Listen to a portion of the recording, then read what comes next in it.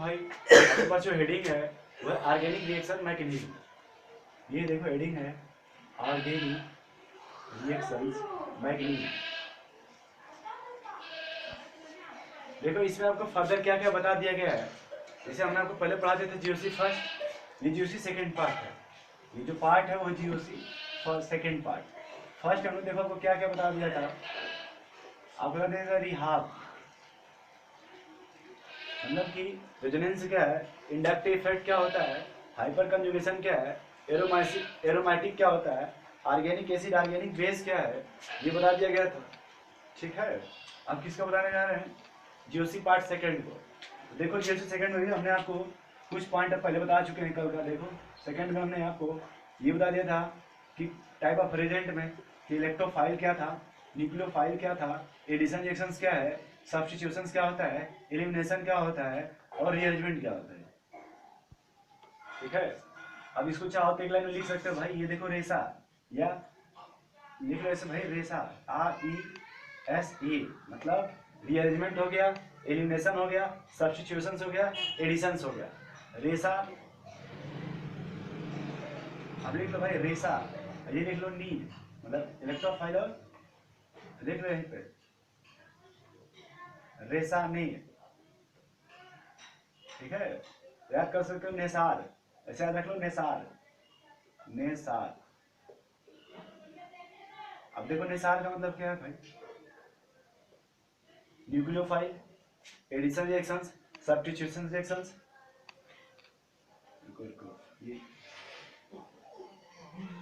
Nucleophilic, electrophilic, substitutions, addition reactions, rearrangement, elimination reactions. हम इतने point को सिर्फ लिख लिख लेते हैं नेसार से। लिख लो भाई वहीं पर नेसार, देखो नेसार। न्यूक्लियोफिलिक क्या है, इलेक्ट्रोफिलिक क्या है, सब्स्टिट्यूशंस क्या है, एडिशन रिएक्शंस क्या है, रीअरेंजमेंट क्या होता है और एलिमिनेशन रिएक्शंस क्या होता है। अब हम पहले पॉइंट पढ़ते हैं इलेक्ट्रोफाइल पे। तो यहाँ पे लिखो पहला point, type of reagent, type of reagent. Type of reagent में दो पार्ट होता है, पहला पार्ट होता है इलेक्ट्रोफाइल, दूसरा पार्ट होता है न्यूक्लियोफाइल। पहला आपका इलेक्ट्रोफाइल है, दूसरा पार्ट आपका न्यूक्लियोफाइल है। देखो अब चलो बात करते हैं इलेक्ट्रोफाइल के बारे में, व्हाट इज इलेक्ट्रोफाइल। ठीक है, तो आखिर आप बताओ इलेक्ट्रोफाइल क्या होता है। आपसे अगर कोई पूछे व्हाट इज इलेक्ट्रोफाइल, क्या बताओगे। लिख लो रफ है, रफ पे लिखो क्या होता है इलेक्ट्रोफाइल। देखो इलेक्ट्रोफाइल जो होता है, लिख सकते हो भाई electrophile is electron deficient molecule, electron deficient molecule. मतलब जो इलेक्ट्रोफाइल होता है वो इलेक्ट्रॉन डिफिशिएंट होता है। इलेक्ट्रॉन डिफिशिएंट मींस होता है कि इलेक्ट्रॉन की कमी होती है। तो जब इलेक्ट्रॉन की कमी होती है तो लिख देंगे विच attack on electron rich species, which attack on electron rich species. मतलब अगर कोई इलेक्ट्रोफाइल होगा तो इलेक्ट्रॉन डिफिशिएंट होता है। जब इलेक्ट्रॉन डिफिशिएंट होगा अटैक वहां करता है जब इलेक्ट्रॉन डेंसिटी ज्यादा होती है। ये हो गया इलेक्ट्रोफाइल। तो आप कोई भी इलेक्ट्रोफाइल पढ़ोगे तो हमेशा इलेक्ट्रॉन डिफिशिएंट होगा। अब उसके बारे में देखा जाएगा तो किस किस तरीके का हो सकता है इलेक्ट्रोफाइल। चलो देखो फर्दर पहली बात करते हैं पॉजिटिव इलेक्ट्रोफाइल। किसकी बात कर रहे हैं भाई, पॉजिटिव इलेक्ट्रोफाइल। देखो एक है, मैं लिख दे रहा हूँ, positive electrophile, negative electrophile, sorry positive electrophile, दूसरा है इनकम्प्लीट, और तीसरा जो तुम्हारे पास वो था एक्सटेंडेड इलेक्ट्रोफाइल, एक्सटेंडेड इलेक्ट्रोफाइल। तो पहला तुम्हारा हो गया पॉजिटिव इलेक्ट्रोफाइल, दूसरा हो गया इनकम्प्लीट और तीसरा हो गया एक्सटेंडेड। इनकम्प्लीट को ब्रैकेट लिख सकते हो लेविस एसिड, लेविस एसिड। ये भी समझ लो भाई कि जितने भी इलेक्ट्रोफाइल होते हैं all electrophile are called Lewis acid. जितने भी इलेक्ट्रोफाइल होंगे that is called Lewis acid. अब देखो पॉजिटिव इलेक्ट्रोफाइल का मतलब ये होता है कि वह इलेक्ट्रोफाइल इसका ऑक्टेट कंप्लीट नहीं होगा। तो बोल सकते हो कि those electrophile which do not have complete octet, मतलब वह इलेक्ट्रोफाइल जिसका ऑक्टेट कंप्लीट नहीं होगा एंड कंटेन या हैविंग पॉजिटिव चार्ज।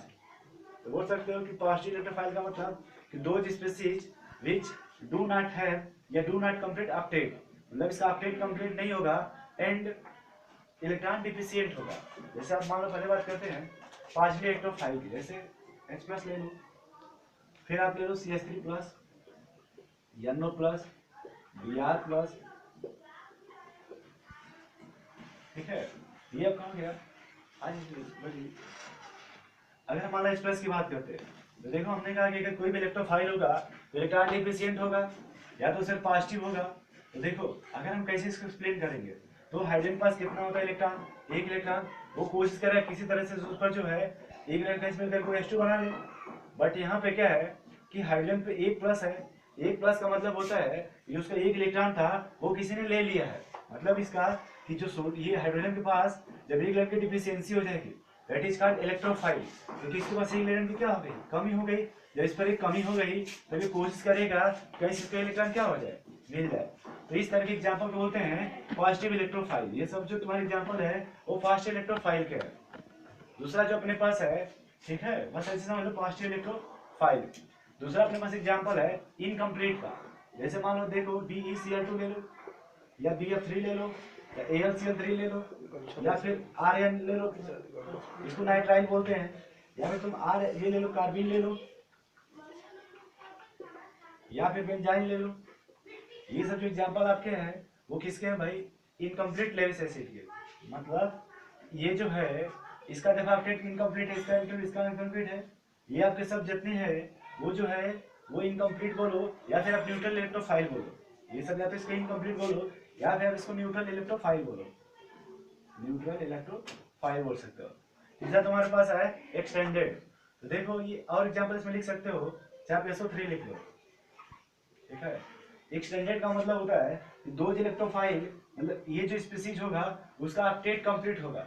जैसे हम एग्जांपल एक समझा देते हैं, मान लो PCl5 है, SnCl2 होता है, SnCl4 होता है, इसका अपडेट कंप्लीट है। बट इसके पास जो वैकेंट डी होता है सबके पास वो खाली होता है। तो वैकेंट डी की वजह से अगर तुम इसको क्लोरीन माइनस दोगे तो ये क्या करेगा, PCl6 माइनस बना लेगा, PCl6 माइनस बना लेगा। उसी प्रकार अगर CSL तुम दो क्लोरीन देते हो तो बना लेगा SnCl4 माइनस माइनस, या फिर ऐसे ही तुम इसको दो क्लोरीन दोगे बना लेगा SnCl6 माइनस माइनस। मतलब इसका ये देखो, अगर कोई भी इलेक्ट्रोफाइल बोले तो इलेक्ट्रोफाइल का मतलब होता है इलेक्ट्रॉन की डिफिशियंसी। जब कोई भी मान लो इलेक्ट्रोफाइल होगा तो उसमें इलेक्ट्रॉन की क्या होगी, कमी होगी। जब इलेक्ट्रॉन की कमी होगी तो वो बार बार कोशिश करेगा इलेक्ट्रॉन को प्राप्त करना, इलेक्ट्रॉन को प्राप्त करना। तो हमेशा अटैक वहां करेगा जब इलेक्ट्रॉन डेंसिटी ज्यादा होती है, अटैक वहां करेगा जब इलेक्ट्रॉन डेंसिटी ज्यादा होती है। कोई भी इलेक्ट्रोफाइल जो होता है इलेक्ट्रॉन डिफिशिएंट होता है तो अटैक वहां करेगा जब इलेक्ट्रॉन डेंसिटी ज्यादा होती है। तो अपने पास तो पॉजिटिव इलेक्ट्रोफाइल हो सकता है या तो इनकम्प्लीट हो सकता है या फिर एक्सटेंडेड हो सकता है। इसको अगर हम चाहें तो एक लाइन में लिख सकते हैं भाई, सिंपल सा, कि कोई भी इलेक्ट्रोफाइल होगा तो इलेक्ट्रॉन डिफिशिएंट होगा। जैसे पहले के एग्जांपल बस ऐसे याद रख लो खाली, क्योंकि एग्जांपल ही बहुत इंपॉर्टेंट है। जिसमें H प्लस रख लो, X प्लस लिख लो, NO प्लस लिख लो, Br प्लस लिख लो। ये सब तुम्हारे क्या है, पॉजिटिव इलेक्ट्रोफाइल। दूसरा जैसे याद रख लो SO3, AlCl3 और कार्बिन CH2, ये दो लोग है, या फिर Rn आइसोनाइट्रिक। ये जो आपके एग्जांपल SO3 लिख लो, ये आपके न्यूट्रल इलेक्ट्रोफाइल।